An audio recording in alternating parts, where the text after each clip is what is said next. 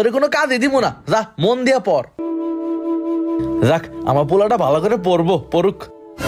একাধিক শব্দ বা পদের সমন্বয়ে যদি কোনো ব্যক্তি তার মনের ভাব সম্পূর্ণ রূপে প্রকাশ করতে পারে। পরীক্ষার জন্য ভালোই পড়ালেখা করতেছে, পড়ুক।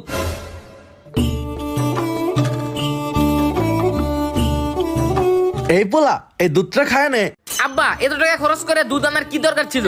আরে পোলা, তোর তো চিন্তা করা লাগবো না, দুধ খেলে স্মৃতি শক্তি ভালো থাকবো। খা।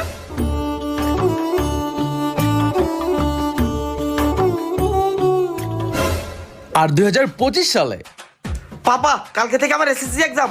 তো আমি কি করব? তাই আমি চিন্তা করলাম আজকে থেকে আমাকে ভালো করে পড়াশোনা করতে হবে। হা কইরে তাকায় আছো কে? আমার পোলা আজকে পড়তে বসবো। হ, আমি ওখানেই পড়তে বসবো। আচ্ছা ঠিক আছে, তুই তাহলে রুমের মধ্যে একা একা পড়, আমি বাইরে চলে যাচ্ছি। দেখ, অনেকদিন পর আমার